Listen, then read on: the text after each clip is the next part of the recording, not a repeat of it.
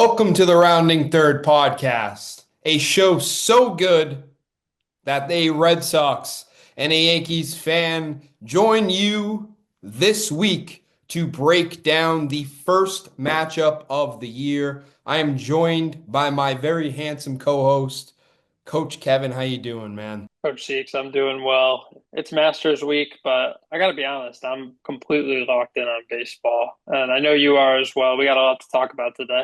That's why the Lord made multiple screens, my friend. We can watch baseball, we can watch golf, we can watch the Rounding Third podcast, man. Uh, I am very happy with the results of this week, obviously on my side, but everyone was dialed in. There was chatter going up until Sunday night. It was a great week all around. So we're trying some new things this year. We're going to break down the matchups in kind of a different format. We have a lot of good things to look forward to this episode. I just wanted to echo what you said. It was just exciting down to the last couple innings there on Sunday. Things didn't go my way per se, but great first week of matchups nonetheless. Absolutely, Kevin. Before we look at the matchups, I wanted to take a look at the standings here as we have our top five seeds all perfect, 1-0. The remaining six just close and focusing to get their first win this week. Are you shocked to see anyone that is undefeated? And are you shocked to see a team that hasn't gotten a win yet? I think Jay putting up the performance he did. It's tough seeing that 0-1 being in sixth place, but I think we both know he's in that top tier of teams with how his squad looks this year. Otherwise, I mean, pretty much kind of what I expected coming out of the draft. I mean, we had Jack on last week. He Mhm. comes in blazing this year, takes the first spot right away. James Hot Ice coming in a second. I think James's meme he sent the Family Guy meme to the group chat. I was chuckling at that one. I think it's going to be pretty telling. I think you, along with those two, are going to be like in the mix all year. Yeah. So yeah, no real surprises from my side. And there's plenty of talk to talk about with the bottom half of the standings and some of the upside. I think we're going to get into when we break down the matchups today.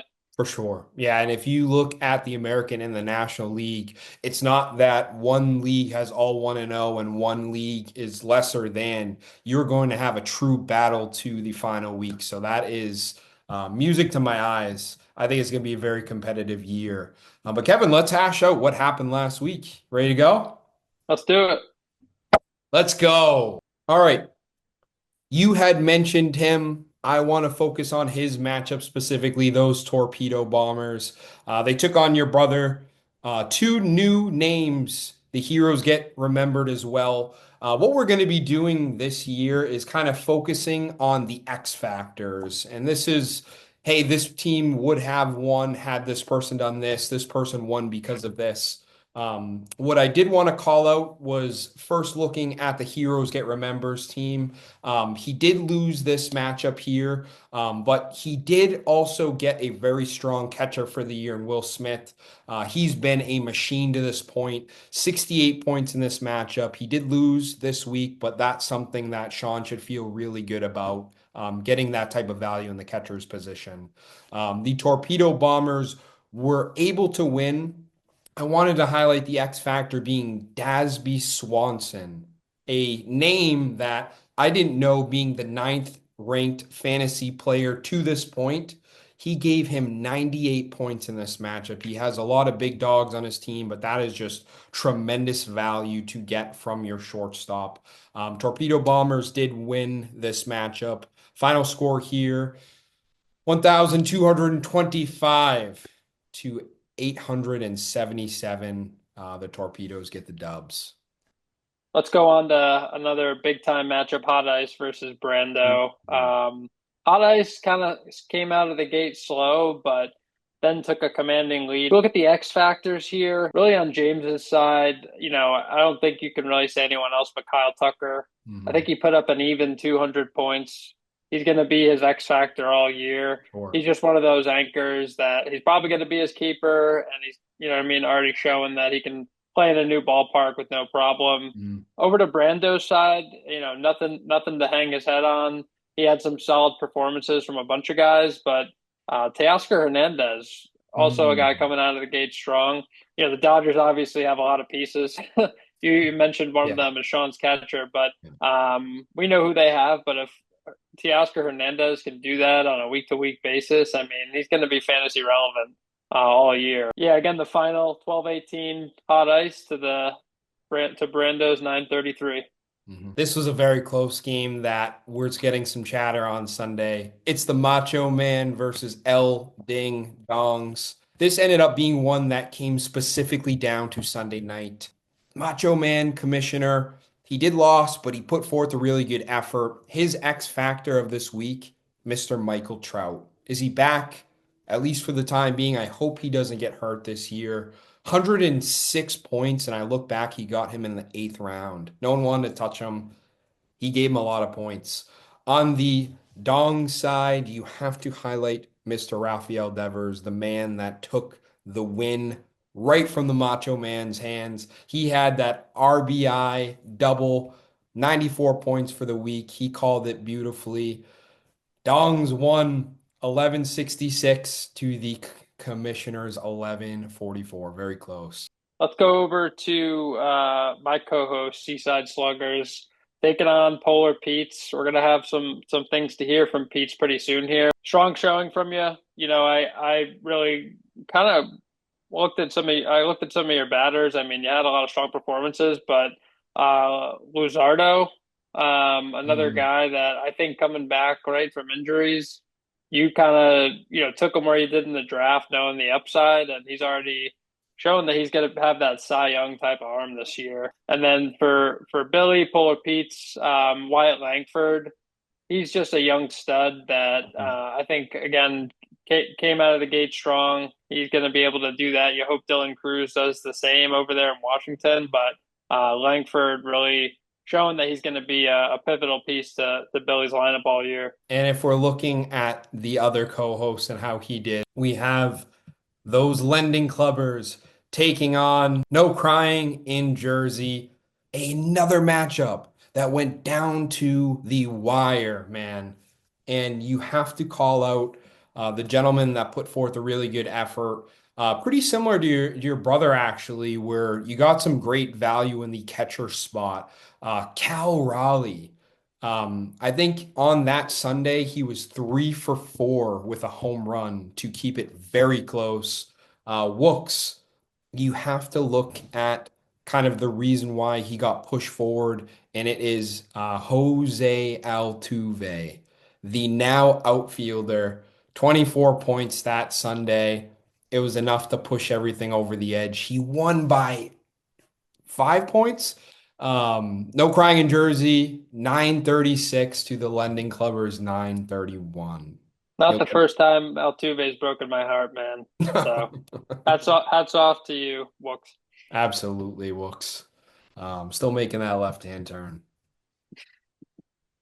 Bring him in, bring him in, bring him in. Clap it Not up. bad. Oh, What's going on, fellas? Billy, how we doing?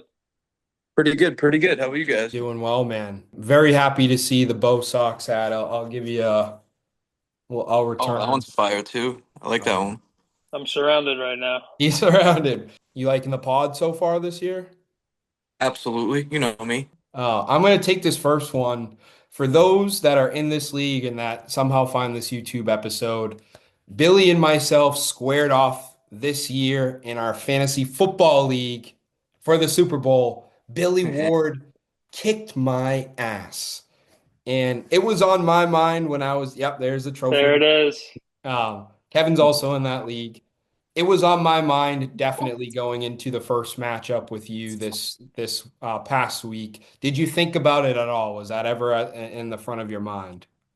You know what? I feel like you want a little bit of retribution on me, so I feel like that's why you fucking mollywop my ass. He got smoked. It's not, it will never like give me a Super Bowl trophy, but it was a nice win in our camp, man. Billy, let's look ahead here though. We were actually just kind of talking about the matchup and what we liked, what we didn't like. You have a solid squad. but kind of as things stand, how do you plan to kind of recover moving forward? And are you kind of looking at the trade market? I mean, we Ooh. know that there are managers out there, ding dongs, that are always willing to trade. But are you talking to anyone? Where do you stand right now with your team? Uh, Ding Dongs has definitely hit me up a bit. A couple other teams have too, but I feel like right now we're just gonna ride course, dude. We got a lot of young studs who haven't really been putting the bat to the ball per se, like Dylan Cruz, Xavier Edwards. I had Edwards last year, came up from the minors, but even like this past morning, I set in a couple waiver claims for Dustin May and whoever dropped Bailey Ober. I don't know. I think that was Zach who dropped him. He's had a Oh, tough start to the year. A lot of people are worried about him, but he's a good name. dude, he's very good name. He was one of my top starters last year. To Billy's Yeah. point, I think it's a year on the wire because you have people that are getting called up. You have people that used to be good that aren't. You have people that weren't good that are. So to everyone out there, pay attention because you're a waiver wire away from winning a weekly matchup. That's for sure. I can't Yeah. remember the waiver wire being this active even No. last year, man. Like I was trying to find something from like 3 days ago. I had to go like 4 pages back on the Yahoo thing. Mhm. Yeah. Everyone's making moves. Everyone's making moves. We're a few weeks out from the draft. We didn't really get to debrief. Who's the favorite pick that you had on your team, and who do you think is going to be a big reason why you bounce back? Probably my number one pick, dude, honestly, Jose Ramirez. The Mm, other night he'd hit 3 homers, I think, I want to say. yeah. I feel like even last year I had him and he's just an absolute stud, dude. Like he just Hall of hits Famer. home. Like he literally just hits homers after homer. Like it just dangers, dude. But yeah, I feel like if anyone, I'd have to give it to Jose Ramirez. Sure. Um, if not, maybe Scooble. Sounds like Ramirez, if the season ended today, is a keeper in mind for you. He's young enough to maybe select my keeper. Yeah. Sure. The good thing about your team, man, you have a lot of people that can pop. I for sure hope that you do bounce back, man. So good luck to you the second week, man, and we'll see you. We'll see you later on, man. Thanks for hopping on with us. Thanks, fellas. Appreciate it. Thanks, Later, Billy. bud. He is definitely going to be a guy that you can't count out. I know, like I was shocked when I saw that I was up by as much as I was, but you just can't count out Billy. I think you kind of alluded to it. I mean, he's got guys that have plenty of pop. Hmm. It's just one of those things where, first couple weeks, guys are going to start slow. All of us are a little susceptible to the drop guys if we think they're going to be busts pretty quickly, and that's where you make your move on the waiver wire early on. But Billy's going to be fine. I'd be shocked if he's not in the playoff conversation later this year. We did actually have our first trade of the year. Shocked Ding, as no ding, one. ding. Shocked by no one. It was ding dong. So we did want to break that down. This was a move between ding dongs and the torpedo bombers. It was really a shuffle of mid-level players. As Ding Dongs had acquired Riley Green and additionally Zach Eflin. And on the other side, the Torpedo Bombers receive Yu Darvish, Tanner Houck, and Castellanos. I'm going to just take quickly the Ding Dong side. He got a guy that, again, to this point, 3 home runs. He has a very high OPS right now in just 36 at bats. Very high upside. You could tell that that was someone that he was highlighting in the deal. He also got himself some pitching depth. Zach Eflin, a man that's on the Baltimore pitching staff. Unfortunately, we're monitoring a lat strain, but if he does figure and weather through that injury, could be a good piece for him to have in that bullpen of his. Yeah, you know who I think Eflin could be even a better piece for is Brando, who currently has Eflin because for some reason Dongs decided to drop Eflin right after the No. trade. That's why I was scrolling back on those pages to find the waiver wire the transactions, but Yeah, I mean, I tried going after him when I saw him hit the wire. I put the claim in. Brando's a hawk, though. You know, he was all over that. As we're breaking down this trade, Dongs made a trade for Riley Green, and he dropped the player in there, so he only has Riley Green. So, in your analysis, how do you think Torpedo Bombers did in that sense? Three players for Riley Green. Yeah, as far as I know, all three of these guys are still on Torpedo Bombers roster. Castellanos, that was the guy that was floated in trade conversations with me from Dongs. Mhm.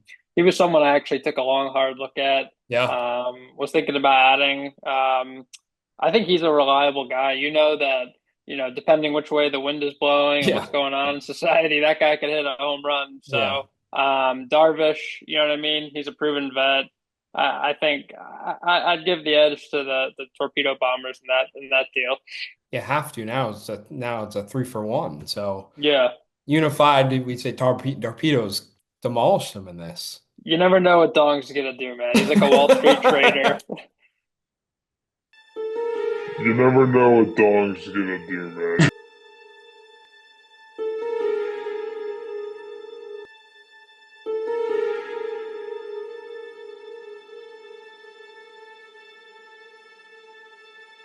To the rounding third faithful, we did have some events that took place late Friday morning.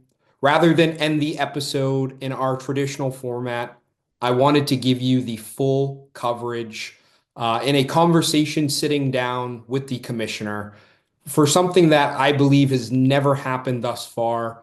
It definitely makes sense to have that dialogue, to have that conversation. And if anything spurs from this episode, from the controversy, from the conversation in hand, we will definitely look at it as a league. But let me give you this conversation with the commissioner now.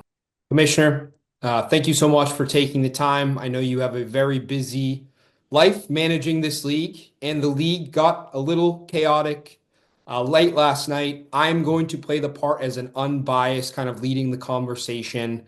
I'm going to give you the floor and let you kind of speak to what happened. Well, thank you for having me on, first of all, Mike. I appreciate it. I want to take us back to last night. Mhm. It was about midnight, and, people are doing their things with their rosters, adding, dropping people. All of a sudden, I got a text from a panicked Ding Dong's team, and he just said, "Hey, man, Sonny Gray, I dropped him by accident. Totally did not mean to. I'm half asleep right now." And I immediately said, let's throw this into the fantasy baseball group chat just so everyone can see. I don't want to do any like behind the scenes things. I want to stay transparent with everything. I thought about it for a second. What if I were in his shoes? What if I accidentally dropped one of my best pitchers? And I totally did not mean to. So I said, you know what? I'll let this one slide. I've never ran into this issue before, but I'm sure it happens. Seeks, you and I have mentioned and spoken in the past about accidentally almost dropping players just because, I don't know, it's a different format. So it happens, man. It happens. Mistakes happen. I'm not going to punish Ding Dongs for accidentally dropping one of his best pitchers, and especially immediately following up and just saying, hey, I just made a mistake. Is there any way we can fix it? So Mhm. I'm here for you, ding dongs. I'm here for the rest of you guys in the league as well. If it Sure. were to happen to any of you, you Seeks, Wooks, Kev Dog, if you guys accidentally dropped a player, come to me. I will make sure we fix it. But I will say, on the other hand, it obviously can't be a reoccurring theme. Mhm. It's mostly, this is your one slip up, and ding dongs told me it won't happen again. Just again, like I too have had that nearly happen with Jaron Duran of all people. I was like, this Oh guy yeah. can't slip out of my hands. But it sounds like the commissioner had some dialogue when the events occurred. He had a good grasp on it. We brought some light into it in the group chat. We acted in a way as if this is an accident that any of us could make. And it Totally. sounds like it was fixed. This is Dong's kind of one challenge card that he has to be able to rescind that mistake. Totally. Moving forward, we all kind of had that same kind of get out of jail free card if something bad were to happen. But Dong's, that was it. He used it up. Yeah, be more careful, dongs. I know he said he's got fat fingers. Just Just be careful. I'm Yeah. just playing this out here. Let's say Dongs does do this. He drops Rafael Devers on accident. What do you think would be the correct format for a repeat offender? Like what happens then? He's on waivers. He's on waivers. So we act as normal Waivers. waivers. Yeah. I think you handled it very well. And just to kind of, we were ending the episode differently than we normally do. We don't have a game this week. I have me, I have you. Yeah. We have a matchup that's going on currently right now. Of course. Let's put our differences aside. Let's end. I'll let you end the episode. I'll give you the honors. I think you did a good job. You've earned it. Oh, thank you. Thank you so much. All right, here we go. Here we go. No, do your fantasy football. I think it's actually kind of appropriate. I want you to end it that way. Wow. We're switching it up here. Yeah, Okay, switch I it up. respect it. I'll stay off the rounding third sign off for now. I just want to say, I wish you all the best of luck.